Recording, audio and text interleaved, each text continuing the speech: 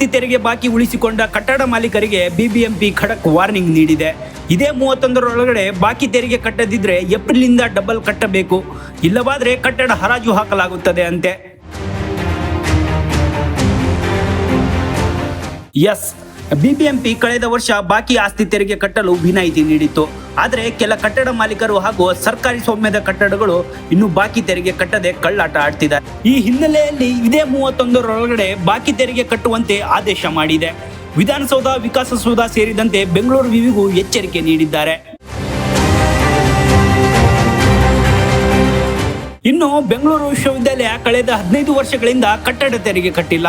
ರಾಜ್ಯದ ಅನೇಕ ಗಣ್ಯ ವ್ಯಕ್ತಿಗಳು, ರಾಜಕಾರಣಿಗಳಿಗೆ ವಿದ್ಯೆ ಹೇಳಿಕೊಟ್ಟ ಬೆಂಗಳೂರು ವಿವಿಗೆ ಈ ಪರಿಸ್ಥಿತಿ ಬಂದಿರೋದು ನಿಜಕ್ಕೂ ಶೋಚನೀಯ.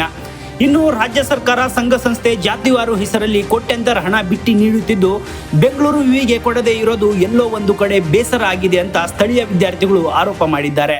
ಬೆಂಗಳೂರು ವಿಶ್ವವಿದ್ಯಾಲಯ 19.5 ಕೋಟಿಯಷ್ಟು ತೆರಿಗೆಯನ್ನ ಬಾಕಿ ಉಳಿಸ್ಕೊಂಡಿರ್ತಕ್ಕಂಥದ್ದು ಇಡೀ ಸರ್ಕಾರನೇ ತಲೆ ತಗ್ಗಿಸುವಂತ ವಿಚಾರ. ಯಾಕಂದ್ರೆ ಶಿಕ್ಷಣ ಸಂಸ್ಥೆಗಳು ದಿನದಿಂದ ದಿನಕ್ಕೆ ಆರ್ಥಿಕವಾಗಿ ಕುಗ್ಗುತ್ತಾ ಇದ್ದಾವೆ. ಬೆಂಗಳೂರು ವಿಶ್ವವಿದ್ಯಾಲಯ ಅಂದ್ರೆ ಜ್ಞಾನಭಾರತಿ ವಿಶ್ವವಿದ್ಯಾಲಯ ಐತಿಹಾಸಿಕ ವಿಶ್ವವಿದ್ಯಾಲಯ ಆಗಿದ್ರೂ ಕೂಡ ಅದಕ್ಕೆ ಅನುದಾನ ಕೊಡದೆ ಇವತ್ತು ತೆರಿಗೆನೂ ಕಟ್ಟಕ್ಕಾಗದಿದ್ದಂತ ಪರಿಸ್ಥಿತಿ ಇವತ್ತು ಬಂದಿದೆ. ಏನು 15 ವರ್ಷಗಳಿಂದ ತೆರಿಗೆನ ಪಾವತಿ ಮಾಡಿಲ್ಲ ಬೆಂಗಳೂರು ವಿಶ್ವವಿದ್ಯಾಲಯ, ಅದನ್ನ ಈ ಕೂಡಲೇ ಕಟ್ಟಬೇಕು. 31ನೇ ತಾರೀಕು ಒಳಗಡೆ ಕಟ್ಟಲಿಲ್ಲ ಅಂತಂದ್ರೆ 2 ದುಪ್ಪಟ ಮಾಡ್ತೀರಿ ಅಂತಕ್ಕಂಥ ಒಂದು ನೋಟಿಸ್ ಕೂಡ ಈಗ ಜಾರಿ ಮಾಡ್ತಾ ಇದ್ದಾರೆ. ಅಂದ್ರೆ 19.5 ಕೋಟಿ ಇರೋದನ್ನ ಇವತ್ತು 40 ಕೋಟಿಯಷ್ಟು ತೆರಿಗೆನ ಕಲೆಕ್ಟ್ ಮಾಡೋಕೆ ಬಿಬಿಎಂಪಿ ಈಗಾಗಲೇ ಮುಂದಾಗಿದೆ. ಆದ್ರೆ ಮುಖ್ಯವಾಗಿ ಹೇಳೋದಾದ್ರೆ ಶಿಕ್ಷಣ ಸಂಸ್ಥೆಗಳಿಗೆ ಬಜೆಟ್ ಅಲ್ಲೇ ಈ ರೀತಿಯ ಸವಲತ್ತುಗಳನ್ನ ಒದಗಿಸಬೇಕು.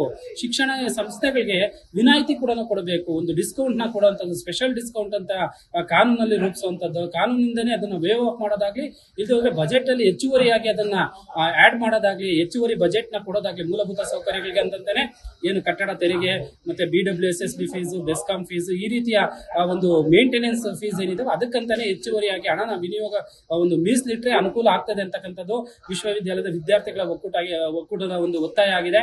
ಯಾಕಂದ್ರೆ ವಿಶ್ವವಿದ್ಯಾಲಯಗಳು ಜೀವಂತವಾಗಿದ್ರೆ ಮಾತ್ರನೇ ವಿದ್ಯಾರ್ಥಿಗಳ ಬದುಕು ಜೀವಂತವಾಗಿರ್ತದೆ. ಇಲ್ಲದೆ ಹೋದ್ರೆ ಅದಕ್ಕೆ ಜಪ್ತಿ ಮಾಡುವಂತ ಕೆಲಸ ಕೂಡ ಬಿಬಿಎಂಪಿ ಮಾಡುವಂತ ಸಾಧ್ಯತೆಗಳಿದೆ. ಹಾಗಾಗಿ ಈ ಕೂಡಲೇ ರಾಜ್ಯ ಸರ್ಕಾರ ಎಚ್ಚೆತ್ತುಕೊಂಡು ಏನು 19.5 ಕೋಟಿಯಷ್ಟು ಅನುದಾನ ಬಿಡುಗಡೆ ಏನು ತೆರಿಗೆಯನ್ನು ಬಾಕಿ ಉಳಿಸ್ಕೊಂಡಿದೆ ಇದನ್ನ ವೇವ್ ಆಫ್ ಮಾಡಬೇಕು, ಇಲ್ಲದೆ ಹೋದ್ರೆ ಸ್ಪೆಷಲ್ ಗ್ರಾಂಟ್ಸ್ ನ ಕೊಡಬೇಕು ಅಂತೇಳಿ ವಿದ್ಯಾರ್ಥಿ ಒಕ್ಕೂಟ ಒತ್ತಾಯಿಸ್ತದೆ. ಒಟ್ನಲ್ಲಿ ವಿಶ್ವವಿಖ್ಯಾತ ಬೆಂಗಳೂರು ವಿವಿಗೆ ಈ ಪರಿಸ್ಥಿತಿ ಬಂದಿರೋದು ಸರ್ಕಾರದ ಖಜಾನೆ ಖಾಲಿಯಾಗಿದೆಯಾ ಅನ್ನೋ ಅನುಮಾನ ಮೂಡ್ತಿದೆ.